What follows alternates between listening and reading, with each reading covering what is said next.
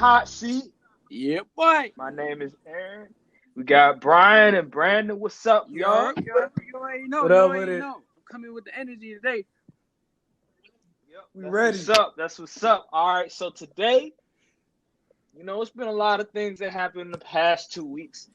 Number one, we have to discuss the Russell Westbrook Rockets trade. We have to definitely dive into that. And then, for the past week and a half, matter of fact, 2 weeks, it's been a lot of discussions about dynamic duos, Now that super teams are kind of taking the backseat a little bit, it seems like there's been more teams with duos instead of trios. And I love In other words, super teams. But I love it. I love it.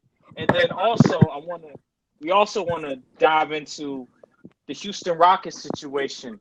Will it actually work? Will Russell Westbrook and Harden actually work together? So first thing I want to ask you guys is, what's your reactions to the Rockets trade, man? Brandon, what's your reason, bro? Like, how you feel about it? I love it. I love it on both sides. OKC has 8 first-round picks through trading PG Russell Westbrook. There's no telling what they could do. As long as Sam Presti, which I believe he's not like anything like Danny Ainge, when he just stockpiles picks in his peak. I believe at some point they'll get a star within the next 2 years, and it'll be through a trade. You get assets. Really? Yep. They have young assets. I'm glad you went first. Inside Alexander, they have a guy in Gallinari. Have they Gallinari? In fact, I wouldn't be too surprised they flip Chris Paul for picks too. You know what? I see in personal conversations that Chris Paul will most likely be traded. You know what? I think he'll be traded to the Magic. This is just the Magic move, in my opinion. Magic? Who the Magic gonna trade? Who the Magic gonna trade? They could trade first Why round would they picks. do that trade? They could trade. They have young guys in Mo Bamba and Jonathan. Why would they trade Simmons? for Chris Paul? But how are they gonna match the Simmons? salary? What do you mean? How are they going to max the salary? How are they going to match They should have Chris enough Paul's cap space salary? to have a guy like Chris Paul. Because the only guy who's on the max contract. No, my question is, you gotta match it though. You gotta match. You gotta have trade. somebody to trade into. I'm not doubting they won't be able to absorb the contract. The question is, how does the money add up on both sides in order for the trade to go through? Who's the player you're gonna have to probably give up Vucevic then to max the salary? You have to give up Vucevic. To match. I feel like they'll give up Aaron Gordon. Yeah, you could probably do that. They could do that, but why would they give him up for Chris Paul? He's old. I mean, he's old. This is the Magic we're talking about. This is the Magic. That doesn't make any sense. All they get, you're not gonna sell tickets. And I just feel like you're not gonna sell tickets anyway. Huh? You're not gonna sell tickets with Chris Paul. If it was Russell Westbrook, I understand. Pick and roll with him and Vucevic. Stop. Look, no, it's not gonna happen. I think it gives them more competition. If anything, that's what the Magic. That's stupid. That doesn't make any sense. If it was Russell Westbrook, I understand. And then you have a guy Chris in Paul Simmons who has the I think his name is Simmons, Jonathan Simmons. He could. Jonathan, bro, he's with Philly now. He's with Philly. No, not Jonathan Simmons. Yeah, he got them. It was you talking about. Who are you talking about? Obama's probably going to be gone. They drafted the floor. Oh, you talking about Jonathan Isaac? That's what I'm talking about. That dude. First of all, Isaac has the potential. You're betting that Isaac will get better. You're betting on all these guys getting better. I have not seen any improvement from any of these guys. How are you going to be improved if there's a stockpile of forwards in your position? He's not getting any PT. Hold up. Yo, if you give him PT, because I'm pretty sure, I know for a fact he's working, but like, if he's not getting any PT, you believe in Markel? They already have Aaron Gordon in front of him, so it's not like. Do you believe in Markel Fultz? No. You know what? Yes, I believe he'll come back. Then why would you get Chris Paul if you have Markel Fultz? You just asked if I believe in Markel Fultz, right? Yeah, you just said yes. Why would you get Chris Paul if you have Markel Fultz? Give Markel some time to develop. I mean, why would you get an old guy Look, with a young team that's trying to develop. You they're saw not a what young happened to team the trying to Lakers. develop. They're not a young team trying to develop. They re-signed Vucevic. Oh my gosh. Anyway, back to my point. Can I get back to what I was saying? On Okay, Houston side, okay. Houston won this Keep trade, going. in my opinion, because I think Russell Westbrook. We all say Russell Westbrook is better than CP3. Right? We can all say yes, that. right now. You get yes. What? Yes. Yes, right now. Yes. So you think Chris Paul can come back and be better than us? No, I said right now, of course, because Chris Paul is old.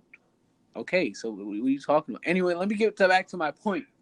Anyway, please, you're all over the place. Can I talk? Yes. You keep interrupting me. Keep going. Okay. Russell Westbrook. All right, Ryan Hollis. And Russell Westbrook, you get a guy. What? What? What you say? All right, Ryan Hollis, keep going. Really, Max Kellerman? Really, Max Hey, Kellerman? it's better than Ryan Hollis. Keep going. I'm listening. With the Rockets, you get a guy in Russell Westbrook who's a top 10 player, who's top 10 in defensive rating. He's number 7 in the league. So I think you get a guy who's going to play well on defense. The only problem I have with it is Russell Westbrook shooting, but I think if he learns how to cut, and plus I think with James Harden, I think with James Harden, I think his shots. I think he'll have a lower usage rate this year. I think he's gonna have to I think he'll realize he'll have to be the number 2 guy again. And we also have to remember, even though Russell Westbrook had 30%, even though his usage rate was 30%, Paul George's usage rate was 28%. So it wasn't like he was just dominating the ball last year. I believe those two can coexist, but I think Russell Westbrook has to say, all right, James, you're the guy. You're going to lead us. And I think he just has to, learn how to, do cuts and stuff, like learn to cut and play off ball more often. Listen, you know what? I wanna go real quick, Brian, because he's just all over the place. I'm gonna let you go. Cutting me off. Good guy. From the time I started Good guy. talking. You've been cutting me off from the time I started talking. My goodness. So that's the best Kellerman move right in there. In the beginning, you were talking about how this trade for OKC was amazing. It was an amazing trade for OKC because they have all these picks that we don't know what the hell they're going to do with. Because just look at Boston. Just look at Boston with so many picks. What happened to them? Bro, Sam Preston. This is the thing about Sam Preston like Danny Ainge. Sam Preston in the past has traded for stars. Victor Oladipo. And what happened? And what happened? What happened to them? Where are they now? Which mean what happened? At least he traded for stars. Danny Ainge hasn't done that. And they're gone. Only Kyrie. And they're gone. And they're gone. Yeah, they're gone. He has nobody. Okay.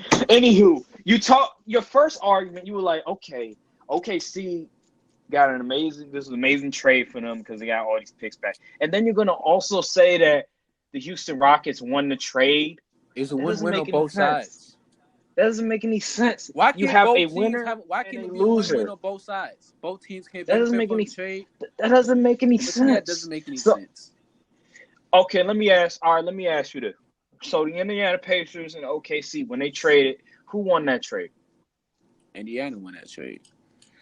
Exactly. Can I talk? You asked me a question. Can I answer your question? Keep going. Can I answer your question, fully? Yeah, keep going. All right, Max Kellerman. Anyway, the thing about OKC is they didn't play Oladipo right. They had Oladipo playing in a 3-and-D role where he was just mainly shooting. He wasn't really able to like create his own shot. He wasn't able to really fully lead a team like he did in Indiana. So, keep going. Like I was saying, you talked about how the Rockets and OKC, they both pretty much were in a win-win situation. All right, how do we know Oklahoma City are going to use those picks wisely and select guys that can replace a Russell Westbrook, a Kevin Durant, They don't need a guys James who can Harden, replace. They a don't need. Victor You can't replace Oladipo, those a guys. Paul They're all George. MVPs. But you know How what? are you gonna? You can't replace those guys. You're not gonna be able to find those guys But this is the again. thing about it. Those guys This is the don't same grow in GM who managed to trees. get KD, Russell Westbrook, and James Harden. Those are PG once in and a all the people on the generation. team. So I'm pretty sure he could get another star. I'm pretty sure he's good enough to get another star. He's done this in the past. You act like he hasn't Oh done my this in the God. past. Oh my gosh. So you think Shea Gilgeous-Alexander is the next Russell Westbrook? I'm Is not that what saying you're he's the telling next me? Russell Is Westbrook. that I'm not is saying that he's the next is Russell that, Westbrook. What I said was I can see them training for a star within the next few years. I can see them so either drafting a here's star or training for a star. It'll either be one of those you two trust things. Sam Presti, the same dude. Okay, the same dude. He traded Russell Westbrook away, got some picks. He traded for Paul George, and he traded away Sabonis and Victor Oladipo to the Indiana Pacers, where the next year Sabonis got better, Victor Oladipo got better, and where's Paul George? Oh, he traded away to the Clippers, and they got what picks back? They got Houston picks back. It seems like Houston is going to be winning for the foreseeable future. And then who else did they? Oh, the Clippers. That's right. They got Kawhi Leonard and Paul George. It seems like the Clippers are going to be winning for a pretty long time. You And think so? who else did? All Who I'm else saying did is they? we don't. The only the what? Okay, What? you know what? Keep going. All right. The only picks that I actually look at and I'm like, okay, maybe they might have some value is the Miami Heat picks. But when has Miami ever tanked before? They don't tank. So guess what? The Oklahoma City Thunder lost. The Rockets won, but at the same time, this trade could backfire for the Rockets because we don't know how James Harden and Russell Westbrook are going to mesh. We don't know how their games are going to mesh. Both of them are 1 and 2 in usage rate. Both of them need the ball in their hands to initiate the offense. Top 10 in usage rates. What are you talking about? I'm saying over the past 3 years. Past and 3 guess years what? now. And Russell Westbrook. When Russell and Westbrook even didn't when have Russell, anybody. What happened? and even when Russell, George? Huh?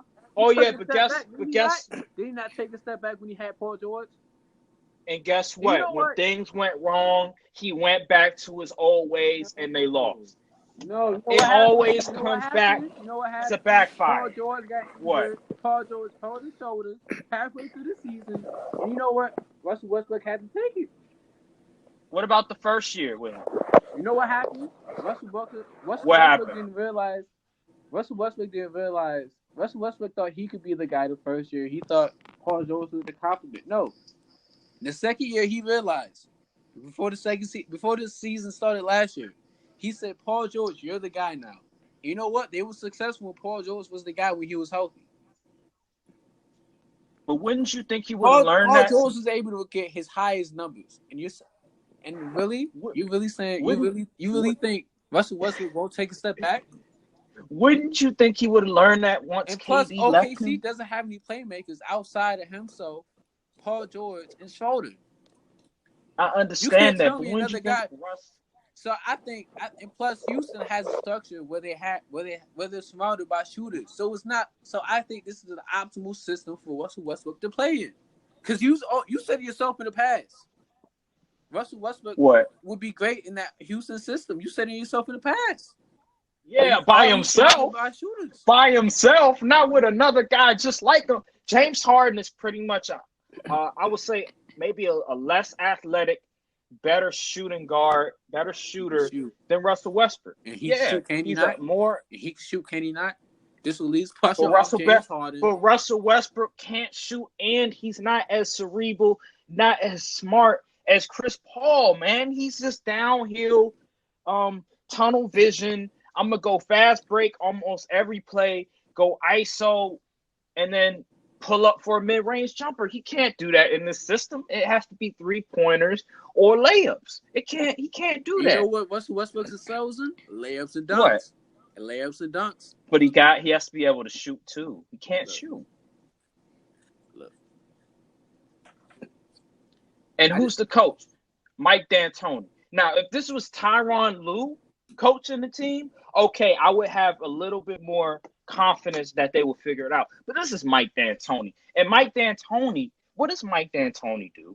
Mike D'Antoni does not get on his star players. Matter of fact, he doesn't get on anybody because he's not that type of guy. He's not a guy that's going to, be accountable to his players. Like, he's not going to tell them, look, Russ, you got to calm down. Harden, you got to calm down. Like, no, he's not going to do that. He's not.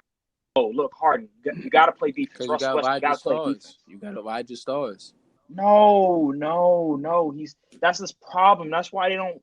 That's why his teams don't do well. That's why his teams don't do well. Because he doesn't go at his players. Like, he doesn't tell them, look, you're doing this wrong. You're doing this wrong. He doesn't. The players just look at him like you're just a puppet. Like, why am I listening to you? I can do whatever I want. Mm-hmm. Exactly. Now, that's Brian, that's the whole argument. Brian, what? No, I'm just. That's the whole argument, Aaron. I'm refuting what you said because it was ridiculous. But Brian, go ahead, man. What was your reaction? So you don't think it'll? So do you think it'll work with Houston? Yes or no? Well, I think it will work. Do you think they will? Do you Honestly, think Houston will have success? You did not answer the question. First of all, the question was. Answer the question. I will answer the question, but the original question was, what was my reaction to the trade? Okay, now I'm asking you a question. All right, I will answer the question. Do I think it will work? I think in the regular season it will work, but in the postseason, I don't see it working because I don't think their games mesh well in the playoffs. Now, in the regular season, of course, they'll win 50-plus games because it's James Harden, Russell Westbrook. Mm-hmm. You have shooters all around you. But in the playoffs, their offense is very predictable. They don't play defense, and they don't have any depth. So I'm going to have to say no. What's the farthest you see them going? Second round. You don't see him making the conference. You don't see him making the Western Conference Finals. I don't think James Harden and Russell Westbrook are built to win long term. I don't think they're built for the playoffs. Mm-hmm. I think their games don't mesh well together. Russell Westbrook is a ball-dominant guy who can't shoot and relies on mid-range jumpers and driving to the basket. And James Harden, he likes to dribble, travel, step back, and shoot a three, or do a little floater, or, drive to the lane for a layup. And at the end of the day, that's not going to work. That's just not going to work. Have you ever went to – it's like street ball. If you have two guys that just are so ball-dominant, and stuff, and they need the ball in their hands. I mean, two guys on the same team together do that. It's not gonna be good. It's not going to be good. No, even when you play street ball together, like when you just go out to the park and play together. If you have two guys like that, that usually does not work, especially on 5v5. Especially if they have chemistry. Like, you know what? You also forget these guys are both from Compton. These guys are damn near best friends. Paul these George, guys are their best friends. Paul George these guys are probably been friends for most of their lives. So it's like you say all this, they already know their games already. Paul George is from around that area too, and they still lost. Okay, so he still lost. That has nothing to do with it. Paul George was injured. Paul George hurt his shoulder. Like, but do we talk? Hold up. You make those excuses for Paul George. Well, how come when we talk about the Warriors versus the Cavs, you never bring up how Curry was injured? You never bring that up. You say LeBron, he did his thing, came back 3-1, but we don't want to talk about that. Warriors still we don't want to talk about that. Warriors had. We don't want to talk about that. Warriors still had. And yesterday you were talking about how Kawhi Leonard, he won that ring, but I brought up the injuries, and you were like, but he still won the ring. I mean, Kawhi Leonard was hurt. I mean, he still won. He still had Clay. Who you taking, Siakam or Steph? Taking Steph. Who you taking, Siakam or Thompson? I'm taking Thompson. Thompson got hurt. Are you taking Siakam? Who you taking? Marcus or Draymond Green? Taking Draymond Green. Who you taking? Who else is in the starting lineup? Let me see. Kyle Lowry. Look, that's beside. Listen, I'm just saying. Overall injury. You know what? That's beside the point. If it wasn't for Kawhi Leonard, does that team Does that team make the finals? No, of course not. But that's the side. So what Listen, are you that's the talking about, side. Aaron? Let's let I Brian literally go. named 3 We're matchups getting that off the a Warriors topic. had We're getting over off Rockets. What are a you talking topic. about? We're getting off topic. No, Let's you're let getting Brian off talk. topic. You're just mad Let's at get Brian Come off. on, man. Let's All get right, Brian. Brian, go. We have time. Let's Brian, let go. Brian talk. I'm sick of it. Go ahead, Brian. Go ahead, Brian. Please. All right, man. So my reaction to the trade is I agree with Brandon a little bit. You know what I'm saying? Because I think right now I think it's a win-win situation for both teams. But I think right now in the short term, it's obviously a win-win for the Rockets because you upgraded the point guard position from Chris Paul to Russell Westbrook. So just in a vacuum, talent-wise, without wondering if it's going to work or not, obviously the Rockets became better off the strength of that. And for OKC, they could potentially win the trade in the long term, like how when we talked about the Indiana and OKC trade, some people thought that OKC had won the trade straight out, but now some people may say, well, Indiana won the trade because PG's not in OKC anymore, and Victor Oladipo and Sabonis have been balling out in Indiana. Yep. So. Mm-hmm. So it could be the same thing with the Thunder, but I think the thing that we need to be cautious about is the fact that, like you said before, the picks probably won't be that great. And even if the Rockets and the Heat don't do too well, those picks are protected. So that doesn't mean that it's going to be conveyed.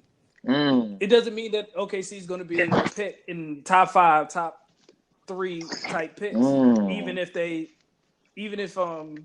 those teams are terrible. So it might be a thing where they still may not be able to draft the guys that they may want. But I do believe that Sam Presti could do well with these picks because outside of KD, Russell, and James, he did still draft Serge Ibaka. He still drafted Jeff Green. He got Reggie Jackson, and he's gotten pretty good. And got Andre Roberson. He's gotten guys that can play around those guys. Now you can argue that they're not stars like the other 3 that we talked about, but it shows that Sam Presti can still build a team through the draft, which is what OKC is going to do. Because the only way I can see them potentially getting a star and being able to use those assets to trade for a player would be like if Devin Booker or Cat say they want out. So I mean, I can see that happening with Steve. Let me ask you. You know, I can see that happening. Let me ask you this. We talk about how Sam Presti drafts well. Is Sam Presti gonna be able to keep those players? How is he gonna be able to keep those players? Because it looks like it's not working so far for Sam Presti. You got rid of Russell Westbrook, you got rid of James Harden, you got rid of Kevin Durant, you got rid of Paul George, you got rid of Victor Oladipo. Well, you got rid of Sabonis. You got rid of Serge Ibaka. The James Harden situation was out of his control. Yeah, the owner didn't want to pay James. So if the owner's willing to pay the luxury tax, then Sam Presti could keep That's even worse. That's even worse. That's even worse. So not only do you have Sam Presti, but you got the owner. So how are you going to keep those players if the owner doesn't want to pay the luxury tax? So you're pretty much in a lose-lose situation. Because if you draft the players and you draft, for instance, let's hypothetically speaking, you draft 3 star level players, right? And then you have Steven Adams, which they'll probably eventually trade because he's getting paid $100 million. But, you get 3-star players like you did with Russell Westbrook, James Harden, Kevin Durant. You think Sam Presti and OKC are going to go over the luxury tax? I think about it. Well, if they're not willing to, then you got to get a guy like Shea to get a 3-point shot so he can get developed into a potential star. And you have to maximize those years that you have before you have to pay them. So you have to try to find a way to win if you're not going to try to keep them. Think about this. Think how stupid the Thunder have been. So you didn't want to go over the luxury tax with James Harden. But then once you got rid of Kevin Durant, you bring in Paul George, you re-sign Steven Adams, you re-sign Russell Westbrook. Guess what happened? I feel like the Thunder went over the luxury tax. But that And was guess after what? getting cancer and Carmelo Anthony. Yep. And guess what? First round and out. First round and out. That's what happens when you do stupid stuff like that. How can I trust Sam Presti? How can I trust the ownership when they've made dumb decisions? The Rockets. You can trust Sam Presti because he found the guys necessary in order to get them to a finals. He's done it in the past. Now you can't trust the owner because we don't know if he's going to be willing to pay the luxury tax. But that's not Sam Presti's fault if the owner is being cheap and doesn't want to spend money. But Sam Presti can't keep the players there. That's what I'm arguing. That's what I'm saying. Why can't he keep the players there? Because they're not winning. So what are they doing? They're not winning enough. So what are they doing? They don't want to play the players. They don't want to pay the players, and nobody wants to go there. That's the problem. And it keeps happening. But when did they stop winning? When did they stop winning? Yes, Once Kevin Durant left? Once Kevin Durant left? I mean, and why did Kevin Durant leave? Well, I mean, some people say Russell Westbrook. Some people say it could be Sam Presti. It could be that Kevin Durant was sensitive in the way that they're treating Russell Westbrook. And he felt like they weren't appreciating him enough. I mean, it is possible because look what happened with him in Golden State. I mean, sounds like the same way. I don't know. Whatever. I forgot what Kendrick Perkins said. Whatever. The not being appreciated enough point. I can get with you on that because they didn't really celebrate him the way he probably thought he needed to when he won the MVP. But I would also say when you see your owner not willing to pay James Harden $4 million total dollars to keep him on the team, knowing that you're going to need him if you're going to make finals runs, that's probably going to get you to get up out of there as well. I think it was a multitude of things. I think it was the Russell Westbrook factor, his style of play, the James Harden situation, front office, the ownership, and he just felt like, number one, he's not going to be able to win here. Number two, he doesn't like the way that they play, and he just doesn't like the management and how they, just treated him overall. So I think it was a multitude of things.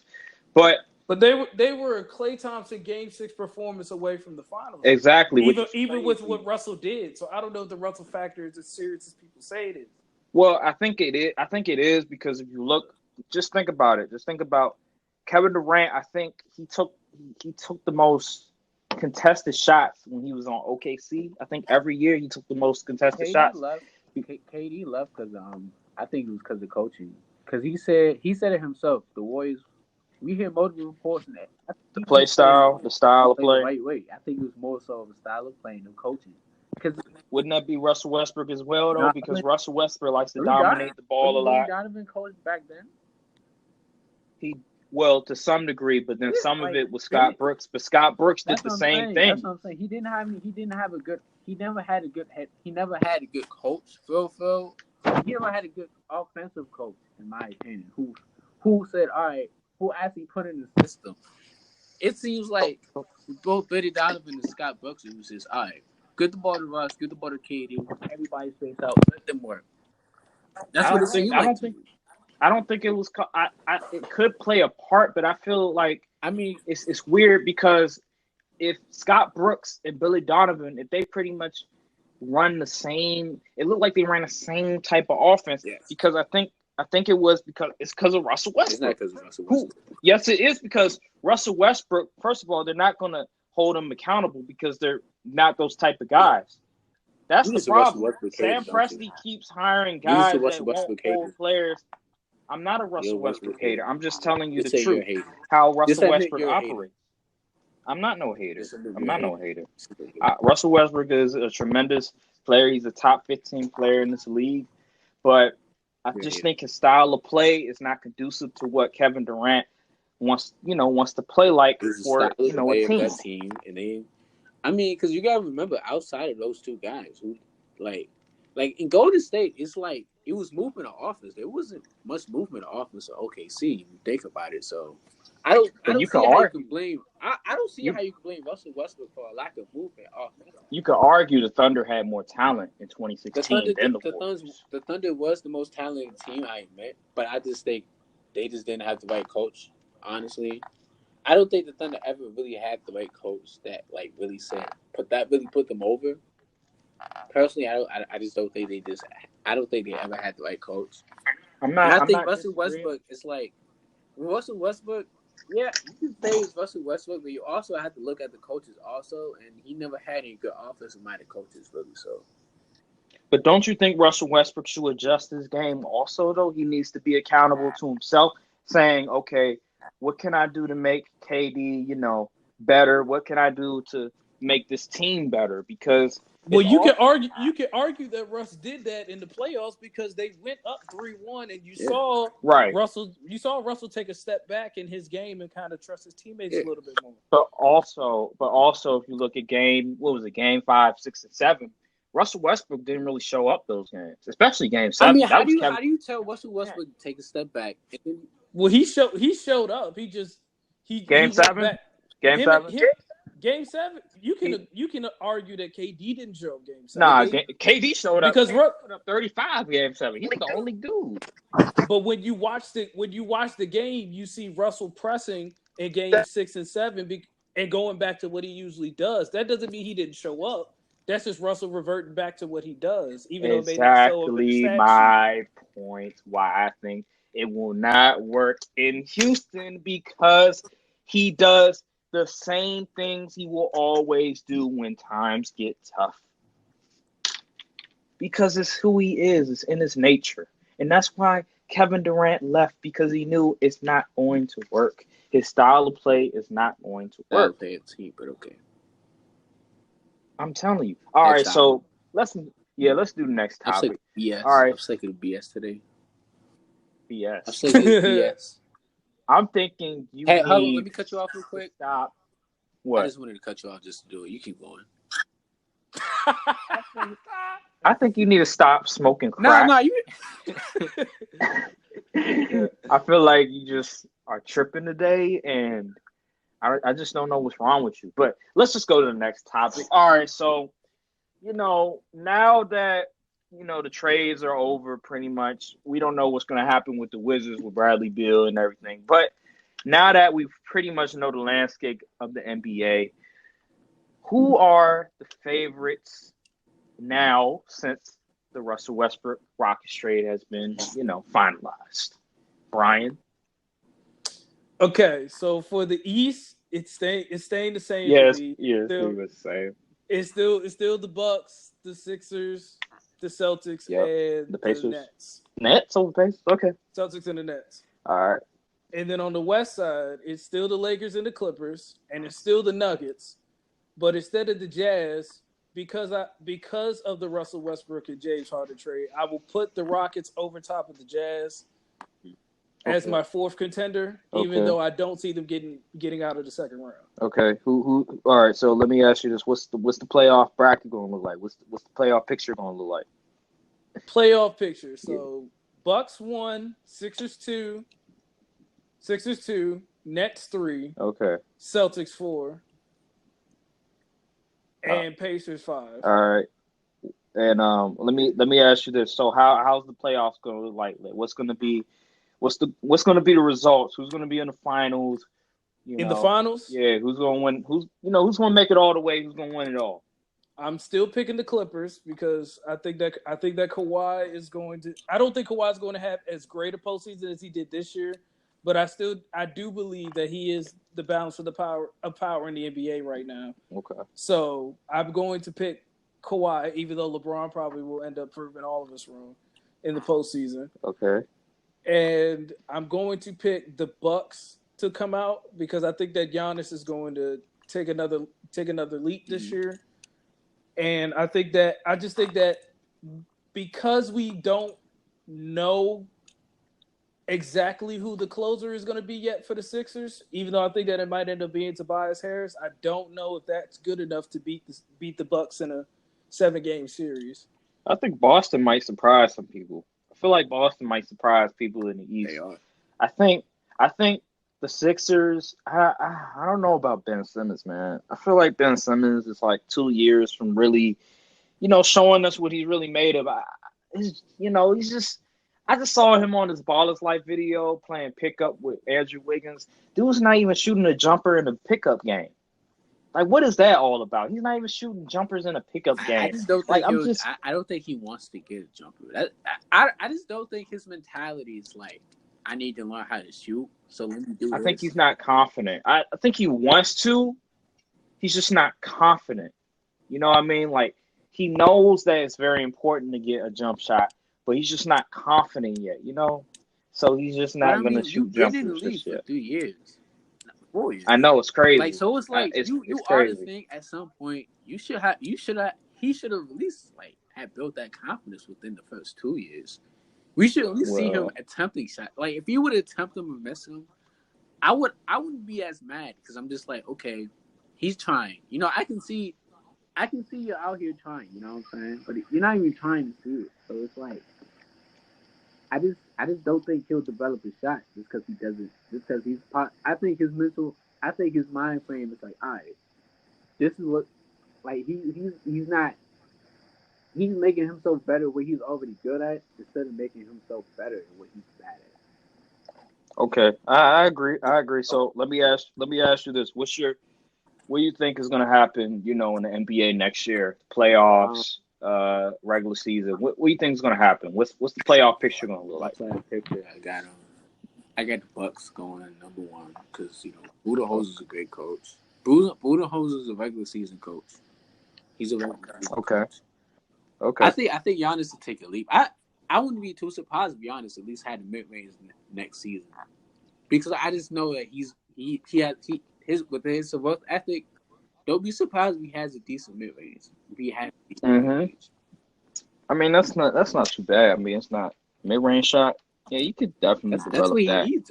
In my opinion, he doesn't even need, guys like him and Ben don't need threes for real. No, they need 3-pointers. If they can get a nice 17-footer in the pick and roll, and if Giannis to get like a pick and roll in the mid-range, I mean that would take his game. I think that would change his game. I agree with that. Yeah, that's true. All right. Yeah. Really. All right. So who other teams you have? Let me see the Bucks at for one. I got the South. Number 2 is hard because I got 76ers, but the thing about the 76ers is that they're slow. They're big, but they're just slow. Like they're slow and don't have, and they lack depth. Yeah, I agree. I have Boston being number 2. I have Indiana being number 3. I have the 76ers being number 4. Wow. Number 4? I think they'll be number 4 because I expect I don't expect Joel Embiid to play that many games. I expect they'll be really good on defense. I mean, he'll be really good, but I expect him to play like 50, 60 games. I don't expect him to play most of the season. I think they're just going to be like, all right, let's do enough to where we can make the playoffs at a good seed. And you know what? As long as we can make the playoffs, so they can have a playoff run. I don't expect them to play that much. I mean, but they have Al Horford now. They could just put him in the center position, and they can. But who's going to play power forward? I mean, you could put Tobias Harris as power forward, like they did last year. I don't really believe in Tobias Harris like that. I think Tobias Harris is a good player. Don't get me wrong. I think he's a star player. I just don't believe in him like that, to be honest. Especially last season, it was this. Last season, I felt bad for him because it was just. But just look at the Nets. Look at the Nets series. What happened when Embiid sat out? Tobias Harris was balling. So when Embiid is out, Tobias Harris will probably go off a little. That's what I'm saying. Him and Embiid don't. Maybe for whatever reason they don't match. Well, that's because of Ben Simmons. Maybe was it Butler? Because they had 4 stars on the team, and I guess he was the odd one out. But it's like, for whatever reason, he just wasn't dominating when Embiid was in. So it's like, well, he had to be a catch and shoot guy. Yeah, while Jimmy and guys were on the floor. Yeah, it was pretty much Embiid and Jimmy doing the heavy lifting, and then Ben Simmons, he was just playing defense and rebounding. He wasn't really very impactful when he played the Raptors. And besides I'm actually defense and surprised. rebounding. I'm actually surprised that they just didn't do a pick and roll. I mean, that they just didn't do an ISO post up with him and Lowry. Because, well, when you have so many stars on the floor, like when you have Jimmy Butler But and that's the Embiid and obvious all them. mismatch. If I'm a coach, I'm looking to win that game. And if there's a mismatch on the floor, I'm going to take the mismatch. Well, I don't know if Lowry was guarding Simmons. Even if they don't have. I think it was Kawhi. I think it was Kawhi guarding. Kawhi was guarding him. Siakam was guarding him. Like it was those two guys guarding him a lot of the time. So it was gonna be kind of hard. They should to, have. post up when. What they should have did was just run whoever, like Kyle Lowry was going. Anyway, we're getting off topic. Anyway, let me get back to my point. Why are we always getting off when I talk? Anyway. All right, so we'll keep going, man. So let's go to the West now. I got my Bulls being an AC this year. Oh my God! Here we go. Look, you know what? Let's do top five teams. In the Western Conference. Let's do top five teams in the Western Conference, because you know why? Russell Westbrook and James Harden, I think at best they'll make the Western Conference Finals. At best. At best, Western Conference Finals. That's if everything That's if everything just goes crazy. But yeah, Utah's gonna be a great team. The Spurs are gonna be a great team also. Those two teams are gonna be sleeper teams. They're gonna surprise everybody. Because the Spurs have depth. Oh, Spurs. Yeah, I agree. Spurs have great depth and great coaching. Okay, I agree. Expect. I'm telling you, they're gonna go crazy. I'm telling you. All right. So what else do you have? Because you haven't talked about the Clippers. You haven't talked about the Lakers. There's not really. You haven't talked about. I mean, there's not really much to say. I think the number one team. What I'm interested about the Lakers is what you're gonna do offensively, because you guys don't really have any offensive coaches on the roster, do you? Because Trent Vogel's not offensive minded. Jason Kidd's not offensive minded. So you guys don't have the offensive minded coach, and I don't think you could win just being like. I don't think any team can really win with like just saying, "All right, LeBron, get the ball, do something," because Are you sure? Am I sure? Are you sure? It's worked. It's been working his whole career. It's been working his whole career. Yeah, it's been working his whole career. The LeBron system has been working. LeBron system they work for Cleveland. I mean, 3 championships. What's his record though? 3 for 8. But 3 championships. It's 3 championships. 3 for 8. I mean, damn. People call him the GOAT, like 3 championships. I'm not calling him the GOAT. Like 3 championships. You know who I think the GOAT is? Kobe Bryant. Anyway. All right, keep going. Anyway. Just keep. What else do you have? Anyway. I think the number one team would be the Nuggets. I think Nuggets gonna go crazy. I think the number 2 team. I think the number 2 team be the Lakers, because you guys have a great I think you guys have a great roster. I think what's gonna put you guys over the top is how far DeMarcus Cousins come back to his older self. And I know you're probably gonna think I'm stupid for that prediction, but I think, let's say DeMarcus Cousins comes back 80% of who he was. Shoot, how about we come back a big before? Honestly, if we can get to DeMarcus Cousins before the quad injury, that would be a major plus. Yeah, that's what I said. Like, I think that was probably the most underrated signing. So I'm just like, that guy's a stud. Like, yeah, you got him for next to nothing. He's a star. Like, I agree. He just has. What about the Clippers? But I think he puts it over the top. The Clippers, I don't really know with Paul George being hurt, and Kawhi is not going to play that much. We both know none of their stars are going to play that much. So I expect them to be like a 5th or 6th seed. What? I just think the West is going to be like. Wow. I feel like you're joking. You're trying to. Can I jinxing my team? The West is going to be ultra competitive. PG's not going to play that. Kawhi Leonard's only going to play about more than a little bit over half a season. Maybe like 50 games, 50, 60 games. We don't know how long PG is going to take, and it's so like what you said, they have a problem at the big man. position. And yeah, I just believe they'll be a 5th or 6th seed, and they'll be a great playoff team. Because All right, so I think they'll take after their leader Kawhi Leonard and say, you know what? As long as we get in the playoffs, we'll beat any team out there. And I see them making the Western Conference Finals.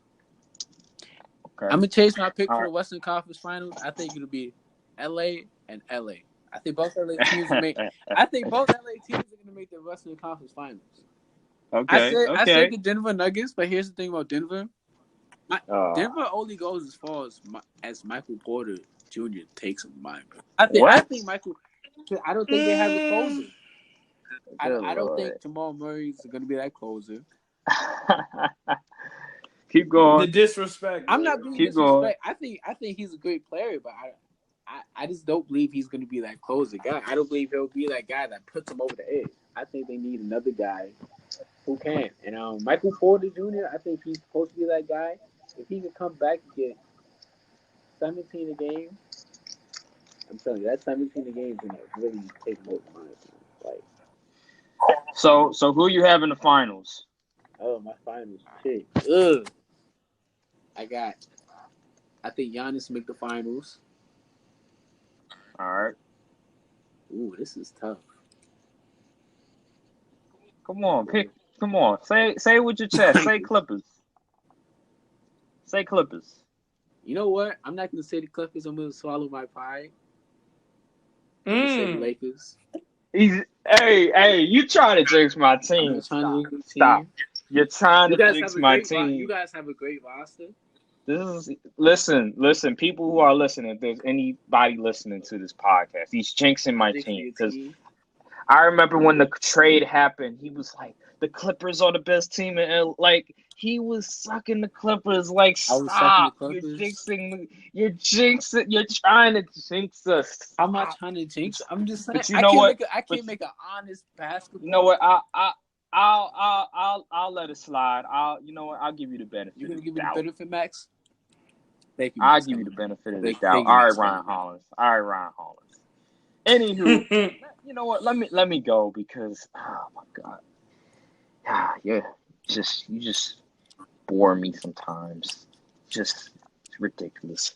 But all right, so I'm gonna go the East. The East, I will say number 1 seed will be Milwaukee Bucks. Just obvious. Giannis. You repeat what everybody else says. Say something different, man. Come on. All right, listen. My number 2 seed will be the Boston Celtics. I like their system. I just think Kyrie and Brad Stevens' dynamic, it just didn't mesh well. I think the problem with the Celtics. Golden Hayward. It was a multitude of reasons, but mainly it was the Gordon Hayward situation. I just think overall. Do you still think they'll be successful despite still having Gordon Hayward? Since they couldn't get the virus out, since they still can't get the virus out of there? I think what it ultimately was, I did say it was the Gordon Hayward situation, which I believe that did have a significant effect to the team. But I believe Brad Stevens and Danny Ainge overall. I think Brad Stevens, he's very well with players that are not, I would say, not high demanding, not big egos. Like Jason Tatum doesn't seem like he has a very big ego. Kemba Walker, he's a very humble dude. And, Gordon Hayward, he doesn't seem like he's, going to be outlandish or demanding or anything like that. So Kyrie, he was that. He was very vocal about his frustration with the team, and Marcus Smart and Terry Rozier. They all had big egos. And Brad Stevens wasn't very good at managing those egos. But now that those guys are out, besides Marcus Smart, I think the Celtics will play well. I think they will thrive. I think Jason Tatum's going to take a significant step. I think Gordon Hayward is going to play better. Jaylen Brown's going to play better. Mm-hmm. And Kemba Walker, he's going to fit in the role nicely because they all are hungry to win. They're all. But what about them losing Al Horford? That will be a loss, but I think overall, I believe that the young players will take a step because of the Kyrie situation is out of there, because of the Gordon Hayward is getting better, and he's going to have another year to, get back healthy. And I just think overall, the Celtics just needed a fresh start. They just needed just new faces. Ennis Canner is there. I mean, Also, that Enes was a good Kanter's not a signing. good defender though. Like, All right, but that was still a good signing I in mean, terms of that's a having decent sign. having another big that can play well with Offensively, Jason Tatum, who and can too. who doesn't have a big ego. Al So I Horford have has the an ego. Celtics. No, I'm not Al talking about. I'm Horford just has an saying. ego. I'm just saying those guys that were there. Besides Al Horford, I'm just saying those guys that were there, like Kyrie and Terry Rozier, and even though they still have Marcus Smart, but I'm just saying Kyrie and Terry Rozier. That was just a lot I of agree friction, with you and then about Kyrie the and young Rozier, the but young Marcus players Smart, I wanted think you need a time. guy like that. Like, I think you need at least one. Absolutely, yeah. You need one player, Marcus Smart right? was that guy, but like I But disagree with you with let me Marcus Smart, but okay. let me go to my third team. I have the Sixers. I don't think the Sixers are going to take a significant step back. I think they're going to be just as well as they were last year. Even though they're But big and slow. I'm concerned about the shooting. It's not that they're slow. I think they're definitely going to be a top 5 defensive team, but Yeah, they'll have they're shooting going to time. be one of the worst Shooting. 3-point shooting teams in the league, and I feel like overall that's going to be their downfall in the playoffs, and because Ben Simmons can't shoot, and because they don't have a closer, and because they don't have depth. So that's going to be their downfall. It's not because that they're slow, because they still are very well on defense. And then my fourth team will be the Pacers because Victor Oladipo is coming back. Then you have you bring in Brogdon. Then they got I TJ like Warren. Aaron Holiday. And I like Sabonis. I like Miles Turner. Yeah. So I like those guys overall. And then my fifth team will be I'm gonna say the Nets. I'm gonna say the Nets will be my fifth team. About the Nets. So that's my 5 teams right there. And then in the Western Conference, so you don't have the Bulls making the AC. Listen. I'm not talking about. I'm just asking you a question, Aaron. I'm not going there. I'm not even going to listen. You know what? I'm not even going to listen. We're gonna get you haters. Watch. I'm not going. Oh my God! You sound like me 3 years ago. I sound like you 3 years ago. With the Lakers when we had who was it? Who was on the team? It was Lonzo. Nah, it was the year before. The year before when we had D'Lo in them. I thought, the Lakers going to surprise the people, and then we some garbage. But anywho, that's besides the point. We're not talking about the Bulls because the Bulls are irrelevant to the top. Oh, we're irrelevant. Look, talk about the top 5 teams. We got young studs on our team. Oh my God! What are you talking about? Zach LaVine, young stud. Kobe White, young stud. Lauri Markkanen, young stud. You drafted George Hill. What? You drafted George Hill. What does that have to do? What? That's Kobe White. He's George Hill. Kobe White. Hill. You know what? Because you know what we need. Aaron. We need a guy who's gonna make good decisions. We don't need a guy. Smith. We don't need a combo guard. We don't need it. No, we need a point guard who can make good decisions. You're right. He's Ish Smith. Ish Smith. He's Ish Smith. Oh, he's Ish Smith. He's Ish Smith. That's who he plays like. That's he plays like Ish Smith. Yeah, him. He's Ish Smith and George Hill rolled into one. That's who he is. All I'm saying. That's a good guard. That's a pretty good guard. All I'm He's just saying not a star. is we just need a good guard. We don't need a star guard because we have young studs. Oh my God. We got Lauri Markkanen. Well, it'll allow Chris Dunn to come off the bench now. We have Otto Porter. We have Chris Dunn coming off the bench. All right, keep going. Oh, what you mean? This is not a Bulls topic. Anywho, let me go to the West. Let me go to the Western Conference, man. Don't sleep on us. Oh my God. Let me go to the Western Conference. All right, so number 1, I've been going back and forth with this because I want to say my Lakers or the Clippers, but I feel like it's going to be the Denver Nuggets at the number 1 seed because I just feel like Denver is going to want to win so many games in the regular season. They're young, they're hungry. Yes. They're ready to really, they're ready to really do something. So I have them as the number 1 seed. I have the number 2 seed. I'll be right back. I think he went to put on the Lakers jersey, but you can go find him. We're gonna figure this out. Anyway, just let's go back to the Bulls thing. What? Man. Honestly, Brandon, I mean, y'all could be an AC, but y'all would have to. But y'all got to win a lot of games this year, and you still have to compete with a team At like least as long Detroit. as we're All right, 500, I so believe we could be 500. I believe we'll be all right, 500. all right. Listen. This is not a Bulls topic. I mean, you left. You went on. You went to put on This the is not Lakers a jersey. Bulls topic. You went to Listen. put on the Lakers. Nah, you know what? You know what? I know what you did, Aaron.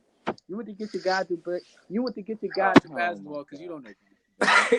You went to get your guy to basketball. I understand. I understand. Listen. I understand what you did, Aaron. You went to get your guy for basketball. Listen. Listen. Aaron, Let I've me always wondered keep going. who has a guy to basketball laying around the house though. Like Oh I've my always gosh. wondered. I've always wondered that. Like who has a guy to basketball laying around the house? I mean, that was a popular book in I don't elementary school, bro. He still has it. Anyway, All right. So the Nugget. Who else? I meant to say the Clippers. I have the Clippers number 1. Oh, I have the Nuggets number 2. I have the Lakers number 3. why you I have have. the Clippers being number 1? That's interesting. I'll explain in a minute. So I have. All right. So then number 4, I have. I will say. This is tough. Number 4. I'm gonna go Rockets number 4, and I'm gonna go Utah number 5. Now let me explain why I have the Clippers number 1. Because I believe the playoffs are gonna look like this. The Lakers are gonna play Denver in the second round. Lakers are gonna beat Denver, and then the Lakers are gonna play the Clippers in the conference finals. Lakers are gonna beat the Clippers. Lakers are gonna go to the finals, play Milwaukee, and Lakers are gonna beat Milwaukee and win the championship. They're gonna be Milwaukee. There you go. I don't think the Clippers and the Lakers are going to play in the second round. I think they're going to play in the conference finals. Just like I said. And the only way I see them playing in the conference finals is if one of those two teams are either the 3rd seed and the 1 seed. Those two teams cannot be the 2 or the 3 seed, because if they are the 2 and the 3 seed, they play in the second round. Unless the 1st seed, I think if the 1st seed gets upset or something. I don't know the implications. I forget. But anywho. If the 1st seed gets upset, then they'll just have to play the 4th seed, winning the 4th and 5th seed. Okay. So, all right. But anywho, like I said, I think that's what's going to look like for the top 5 seeds. I have the Lakers in number 3 because I think LeBron, he's going to take some games off. He might take maybe 10 games. AD might take 10 games off. So they're still going to win. And also, they have to, get it's a new team. It's a new team, so they have to get the parts used to each other. Like Boogie, he's new. I have a question. You don't think AD would take more games off, seeing that he's only played so many games only twice in his career. He's never played a full 82 games in his career. 80. So AD's going to play 7 games. So you don't think you guys would give him rest days, or try to get his body right so he can make a playoff run and be dominant? He'll play about 70 games games for him and LeBron. Because I wouldn't be too surprised if they do it. I said him and LeBron. I believe him and LeBron will play 70 games because they're going to take. You're drunk. No, they're not. They're not missing those many games. They cannot afford to miss those many games. I think they're going to play 70 games. They're going to miss about 12 games, that's good enough games, good amount of games to miss. And I believe the Lakers overall, they need time to, get the chemistry right because it's a new team. You got to, get chemistry together because it's pretty much, we probably have, 7 new players on our team? You have a whole new roster outside. Because we brought KCP back, JaVale McGee, Rajon Rondo, and Kuz and LeBron were there, so that's about 5-6 players that were on the squad from last year. Oh, and Caruso, but Caruso, he's not really going to get any minutes, even though people like Jalen want to size him, but Caruso, he's not nice. He's not nice. Only people on Instagram care, and Instagram has the worst takes on basketball. So exactly. So we pretty much have a whole new roster, and it's going to take time to mesh. So I believe we're going to be the 3rd seed, but in the playoffs, you guys, that's when we're going to do well. Even for preseason counts, like I think you could use preseason as a way to get your chemistry back. To be honest, it's still going to take time. Like I give you guys 30 games, really. I say exactly. I remember last year. I would say around December. And also, Matter of fact, around Aaron, Christmas. LeBron has never won in his first year with any new with any new superstars. Oh my god! This is not a super team. It's not a super team though. I mean, if DeMarcus Cousins comes back 80% of what he was, you have a good team. I like your take on DeMarcus Cousins, but I don't think DeMarcus Cousins is going to be. I'm not looking at DeMarcus Cousins really as the third guy. I'm looking at Kuz as the third guy. If Kuz is that third star, that third guy that can give us, 18 to 20, we're definitely winning the chip. DeMarcus already has chemistry with AD, so it's like. But he's not the same player though, and I don't want him to be in the starting lineup. Never the athletic guy. I don't want him to be in the starting lineup. I don't think that would be good for him to be in the starting lineup because the way that DeMarcus Cousins plays, I don't think it's going to be conducive to what LeBron wants to play. He shoots fairly well from three, so I think he'll definitely benefit from playing with the guy. But DeMarcus Cousins, he's not that same player like he was a few years ago, man. Cousins was never the athletic guy. And then he doesn't run the floor. Like LeBron needs guys that can run the floor and everything. And DeMarcus Cousins, he can't run the floor. I believe what the Lakers should do is put LeBron James as the primary ball handler, which they're probably going to do anyway. Have Avery Bradley in the starting lineup, and then you have Kyle Kuzma, you have Anthony Davis. You want Avery over Danny Green? No. Oh yeah, and Danny Green. I was about to say. So that's my five. Yeah. So have that lineup as the starting lineup. That way you can play fast. You can also defend, and pretty much everybody can shoot. So I like that lineup. Okay. That's the starting lineup they should do, and that's the lineup they should play. You at the end of games also. Guard? Absolutely. Mm-hmm. He's been the point guard for majority of his career. Think about it. Till he went to Cleveland, even Lakers. I think that lineup would probably be the best lineup. That's a good lineup. I give you that because you have threes, you have defense. Unless we get Iggy, if we can get Iggy somehow, then I wouldn't start Iggy, but the closeout games, I would definitely have him on the floor. You think Iggy make that much of a difference at 34?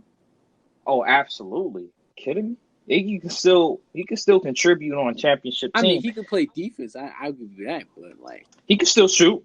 He could definitely still shoot, and he could definitely still defend. All right. So I would definitely have Iggy in there. Now let me Who's your go to the surprise Clippers. team? Huh? Let me go to the Clippers because I haven't addressed the Clippers yet, and other teams as well. So the Clippers, I like the Clippers, but at the end of the day, I just think LeBron James, Anthony Davis, and the supporting cast, once they get that chemistry together, once they get everything together in terms of roles and stuff like that, I just think they have too much firepower against the Clippers. I like Kawhi Leonard. I like Paul George. People said the same thing last year, didn't they? Didn't they say the same thing about last year about Kawhi's whole run? About most of the teams Kawhi played against after the Magic, that they had more firepower, that they were probably better than them. So no. Philly. People saying Toronto was going to win that series. Nah, you said yourself. You said Joel Embiid's healthy, they would have won that series. So. Yes, but they still won the series. They still won the series, though. And Toronto and people were still saying they won the series. The Sixers were more talented in that series. Yes, they were more talented, but because of their lack of shooting and because of their lack of late game execution, it cost them. Yeah. It cost them. But like I said before, the Clippers, I do really like the Clippers because they already had, players before there that were on the team that are really good, like Montrezl Harrell, Lou Williams, Pat Beverly, Zubac, Shaman.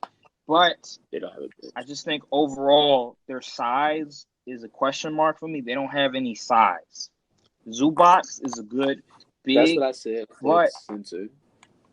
But it's Zubac. I remember when Magic Johnson said on First Take LeBron James and Lonzo Ball made Zubac look good. Let's be real there. Well, So, we don't know because he didn't really get that much PT with the Clippers. and in the playoffs, he didn't play any minutes because he would have got exposed defensively. So Zubac is a defensive, he's a defensive liability. So that's a question mark right there. That's why I have even no though, seed. even though they had Pat Beverly, they had Mo Harkless, they had Paul George, Montrezl Harrell. Montrezl Harrell, Anthony Davis, the last time he played the Clippers, had 33 and 12. He pretty much cooked the Clippers, but even though they lost, he still dominated. I think the Clippers will match up against him. They'll probably put Montrezl Harrell on him, but on AD. Regardless, you could. But guess what though? No, they'll probably put PG on him. They'll probably put PG on AD. No, they would not put PG on AD. PG's tall enough. That's barbecue chicken. That's barbecue chicken. That's barbecue chicken. They're not putting Paul George on. They'll probably put Harrell on AD. Exactly. They're putting. They're gonna put Montrezl Harrell on them.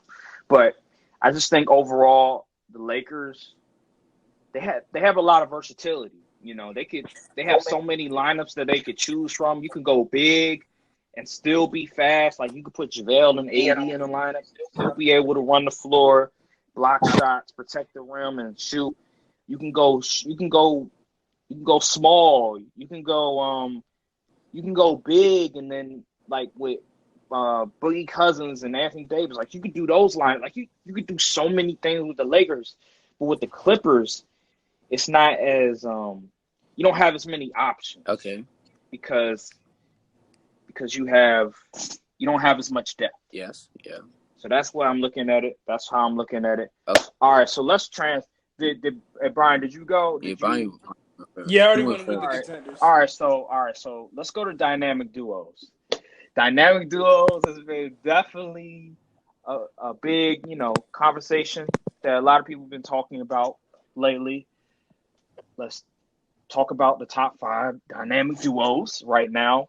Now, some notable dynamic duos that are right now that are, on every team: Kawhi Leonard, George, AD, Bron, Steph, Clay, Simmons, Embiid, Mitchell, Conley, Russ, Harden, Doncic, Porzingis, CJ, Dame, Kemba, Tatum, DeRozan, Aldridge, Lowry, Siakam.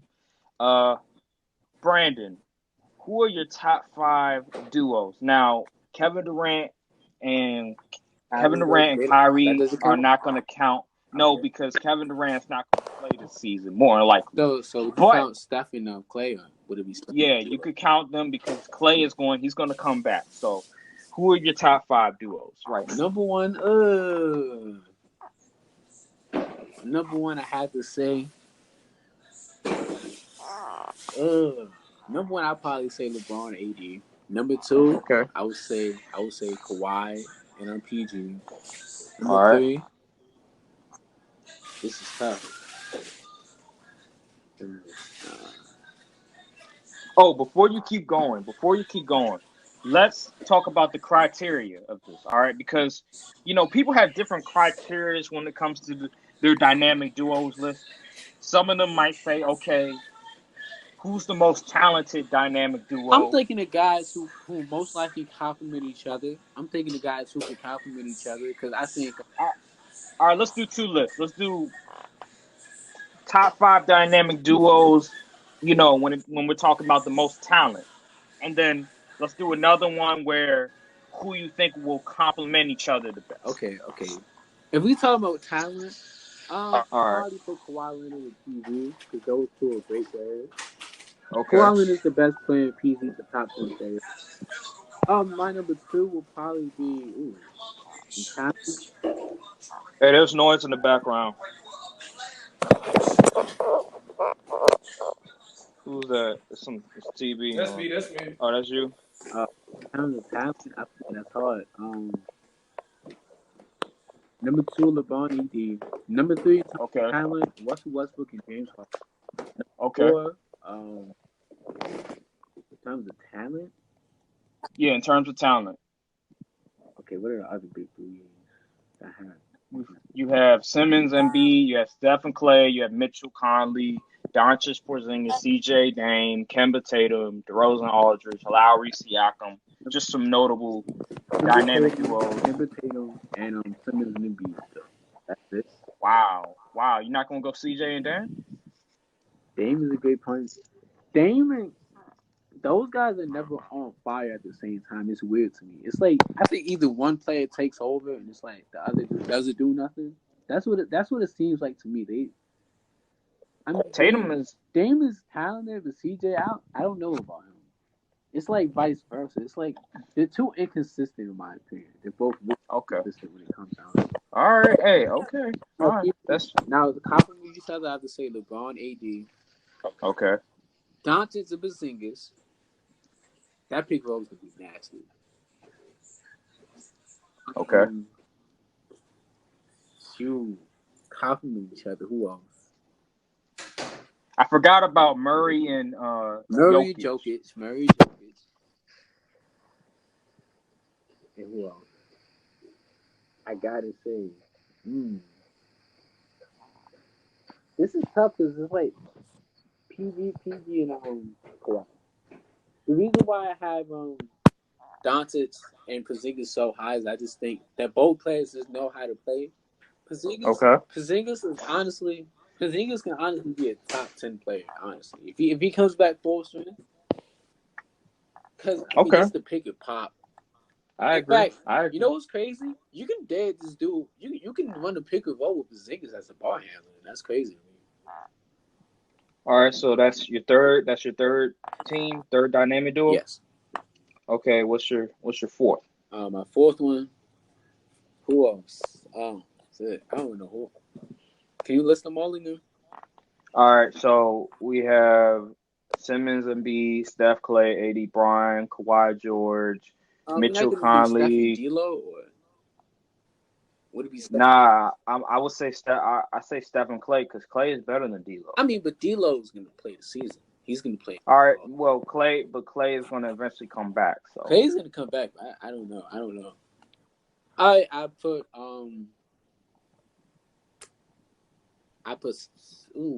Kawhi and PG, and finally I put shit. This is hard. Steph and D'Lo. Steph and D'Lo. Not Steph and Clay. Clay's not going to play. I mean, Steph and Clay. He's coming back. Clay is going to come back. Steph and Clay. Though. Steph and Clay. All right, Brian. Okay. Hey, Brian. They won a championship with them too last season if Clay stayed healthy. Oh, okay. That's definitely a hot topic. Hey, Brian. What's your top 5 dynamic duos, man? Okay, top 5 based off of talent. I'm gonna say Doncic, Porzingis at 5. Okay. I thought he was gonna say 1. I was about to say what? No, Harden, Westbrook would be 4. Mm-hmm. No, Steph and Clay would be 4. Yeah. Harden and Westbrook is 3. Kawhi and PG is 2, and LeBron and AD would be 1. All right, and then you have. So that's off of talent. Yeah, off of talent. You have Westbrook and Harden over Clay and Steph. Yeah, that's more in terms of talent. Yeah, that's more talented. Sure. But in terms of playing off of each other, I have Doncic, Porzingis at 5. I have Kawhi, PG at 4. I have Lillard and McCollum at 3. I agree. I have LeBron and AD at 2, and I have Steph and Clay at 1. I agree. That's a good list. My problem with Dame and CJ is I rarely see them dominate at the same time, and it's weird to me. It's like I think either one. But that's why they play so well together, because if one person's not going, the other person can take over and win the game for you. But I'd rather see you both dominate at the same time. Not everybody can be John Wall. They'll both be dominate at the same time. All the other guys you listed, they'll be dominant at the same time. Those two, they don't dominate at the same time. And it was someone in the playoffs. OKC. CJ wasn't doing much. Dame was carrying the load. After that series, CJ was carrying the load the whole time after that series because Dame, I don't know what happened to Dame. Well, if you look at I have to make an adjustment to my talent list. All right. Well, instead of Doncic and Porzingis at 5, it needs to be Simmons and Embiid at 5. Only because I see Simmons is having a little bit more of upside than Doncic does. You sure? Based off talent, just talent. Okay, I give you that. Cause All right, that's true. it doesn't Okay, have so all right, so my top five dynamic duos. Ooh. All right, we're just talking about talent. LeBron AD number one. We all knew you were gonna say this. Come on. Of course, you gotta go. Of course, you gotta go. LeBron, AD number one. Then go Kawhi and George number two. Number three, you Wow, have you to have Kawhi number two. Okay. Kawhi and George number two. Russ and Harden number three. Then I would go. You have Russ and Harden number three. Yeah, I go Russ and Harden number three. Of course, talent. If we're talking talent, Russ and Harden has to be number three. Number four, I would go Steph and Clay, and number five, I would go. You go Steph and Clay over. I'm gonna go Simmons and Embiid number five in terms of talent, because Embiid is a top 10 player. Simmons, he's over top Steph 25. I said number five. I'm just saying you have, Steph and Clay over them. Hell yeah, absolutely. What about they're both and Porzingis? Nah, because I think Simmons and Doncic are closer than what Steph and Simmons. Matter of fact, Clay and Simmons actually, in terms of the rankings of each other. That's why I have Simmons and Embiid over Doncic and Porzingis, because Embiid is clearly better than Porzingis and Doncic. Yes, but I mean, you can make an argument that like Doncic is better than Ben. I think Doncic and I'm just saying Doncic and Simmons are kind of close. Okay. Yeah, so that's talent. That's my talent dynamic duos. Now, if we're talking about complementing one another, you got to go Steph and Clay number one. It's not even close. Steph and Clay number one. You don't think it'll be AD over AD LeBron and AD? No. That pick of all. No. Steph and Clay are just perfect for one another. It's just perfect. The way that they play together, it's just perfect. They're both really good shooters. They're both unselfish. They both can play off the ball, and they played the longest. They played the longest together. So I'm gonna go with those two guys right there. And then number two, I would go with. I'm gonna go with Kawhi and Paul George. Over LeBron and AD. Yeah, I'm gonna go with Kawhi and Paul George. Over LeBron and AD. Wow, this is unbiased. Hear me out. This unbiased. I like this unbiased point of view. Okay, hear me out.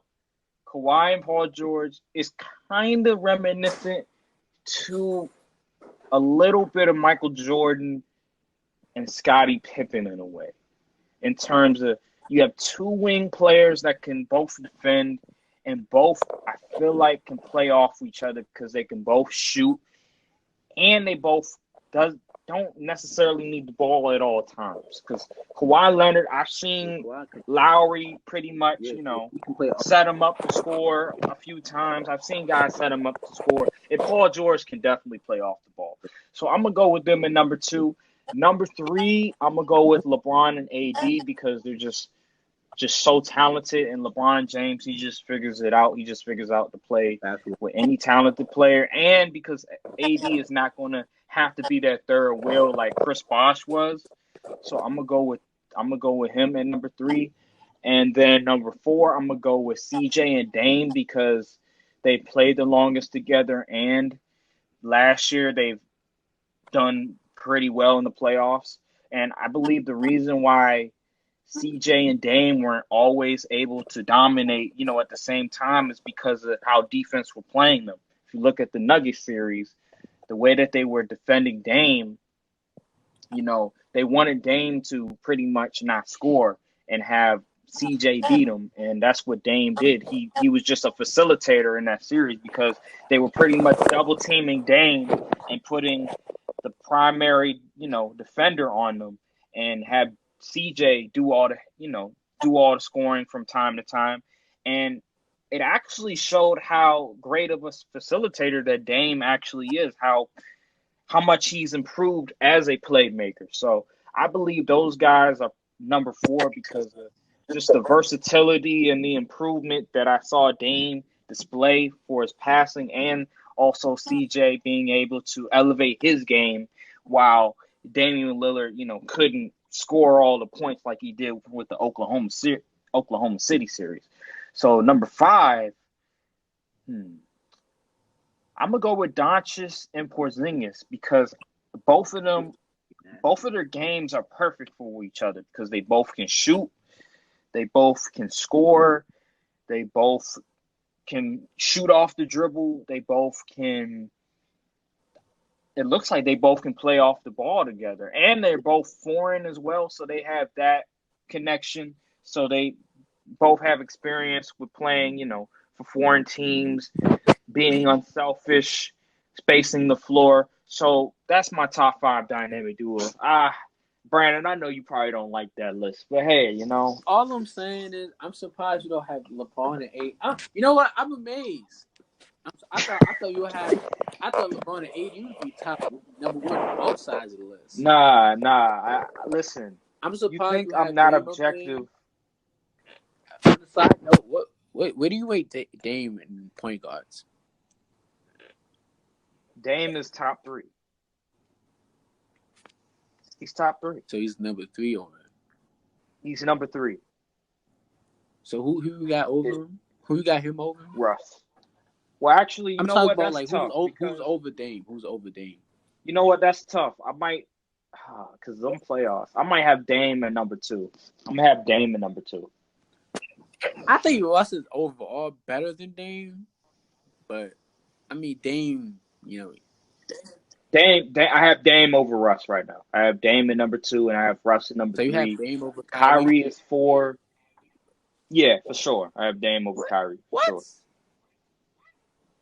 What I saw what Dame did in these playoffs, besides the Western Conference Finals, what I saw Dame do in these playoffs was nothing more than spectacular. And Dame only I just see a guy that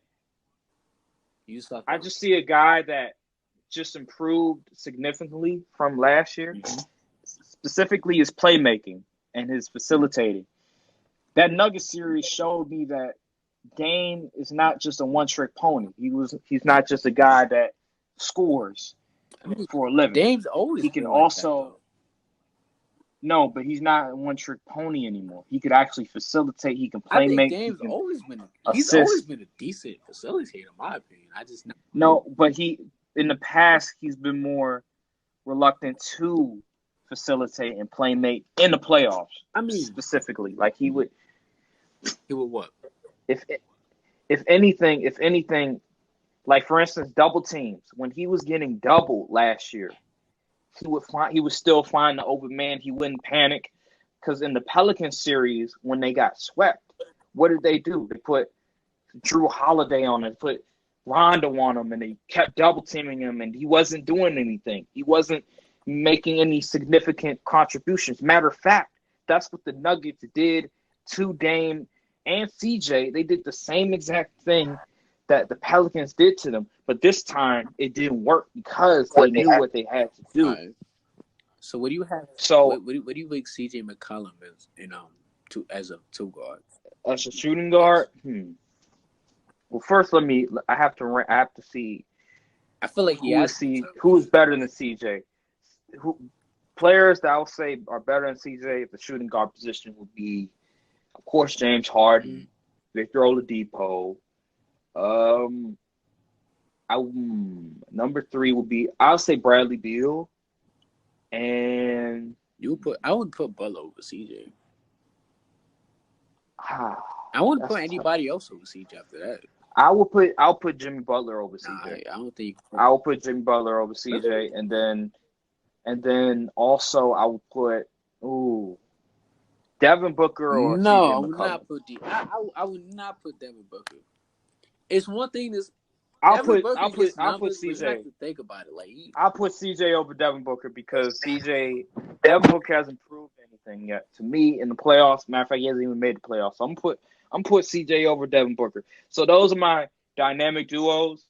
I like Brian's list. I don't know about your list, Brandon. I forgot what your list was. Can you please tell me what your list was again so I can agree to disagree? I feel so disrespected now. I feel so disrespected. What's your list? What's your list again? What's your list again? Disrespect is real today. What's your list? What's your list again? I forgot. The disrespect is real, man.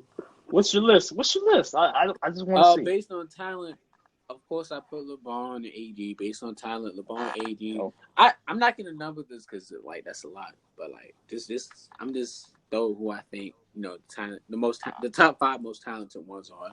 Okay. LeBron, AD, Russell Westbrook, James Harden, Kawhi and George. Kawhi and Paul George. You had Doncic and Porzingis and no, I don't think I had them for complimentary. I had Kawhi and Paul George, Embiid and Simmons, and I had who else? You had Steph and Clay. Stephen Clay was for the other one. You know what? I put Stephen Clay at 5. I put Stephen Clay at 5. All right. Nah, just do the one that complimentary. That like complement each other. I had LeBron, AD, Jamal Murray, Jokic, not Nurkic. I had I had. You have Stephen Clay? I had Porzingis and Doncic and Stephen Clay. Now I know why I disagree with your list. Now I understand. Because you have Jamal Murray and Jokic at number 2. It makes a lot of sense now. It wasn't any number between it, so I was just throwing out the names who I thought. Okay. Well, you have them. I didn't have it numbered. I just had them on the list. That makes a lot of sense. All right, so that makes a lot of sense. What do you disagree about? You have them on the list. Tell me what you do. What's so bad about Jamal Murray and Nurkic? They're not better than the guys I named. What's your guys? I take them over Dame and CJ. Are you drunk? I'm taking Jamal Murray and Nurkic over Dame and CJ. Because I would take Nurkic over Dame and CJ, to be honest. What happened in Game 7? What happened in Game 7? Yeah, what happened in Game 7? Playoff experience. Oh. What you mean, Oh. What you mean, oh? They lost. Okay, they lost. You know what? At home. All right. You know what? Watch they come back stronger next year. I'm telling you. Well, look, man. We don't making the finals before all this happened. Oh my God! You know what? Jokic is an MVP candidate. Would either one of those two be it? No. All right. Well, let me just say this. We don't know what's going to happen. We just got to wait and see. But overall, this was a good list. I believe I had a good list. I believe Brian's list was respectable. But you know what? I'm gonna end the podcast here. I feel like we had a good discussion today. We had, it was a little crazy. A little crazy. Brandon was, of course, he was always going a little left on a certain thing. I don't go left. I say outlandish predictions instead of I said Paul George was better than Russell Westbrook, and everybody laughed. I said, Paul George has to be better than Russell Westbrook. You were coming at me hard on that. I agree with you. You were coming at me hard on I agree with you. No, because, well, number one, I know how Paul George is. He's George Paul. Oh, before we go, who saw that? Who saw that picture that I sent you guys about? It was Skip Bayless. He was at the boxing match. Look, all I gotta say. Kawhi, Kawhi Leonard was looking at him. That was hilarious. Kawhi Leonard looked like he was going to pull out the stop real quick. He was like, "Oh." Kawhi Leonard was like, oh. You can tell. Kawhi Leonard looked at him. He was like, "Oh, fuck it." I'm like, Did you see what Skip tweeted? Skip was talking. You probably tried to make sure his uncle came over there and talked to him. He said his uncle. He said Uncle Dennis came up to tell him that his name is Kawhi Leonard. He said he will always be number 2 to me. That man, talk about a guy that is bitter. Talk about a guy that is still holding on. That sounds like you with Kirk Cousins, but that's what I'm done with Kirk Cousins. He proved me right. I'm done with him. Anyway. Like I said, I remember. See, I remember the people that said I was wrong. That now say that I'm right. Apologize. The two people that are in this podcast right now. I never apologized, so Yeah, maybe Lawrence apologized. I I have don't yet even to remember doing apologize. that. So Because I remember you guys said I was crazy. nah, I But said you was on that's that man. beside. I said you was sucking Listen, that man heavy. I said you was sucking that man heavy. That's Anyway, beside the point. This is a hit basketball Bayless. pot. Hit Well, Bayless is a wild basketball boy. right now. I'm gonna end the podcast here. This is the hot seat, and we're out. All right. All right, y'all.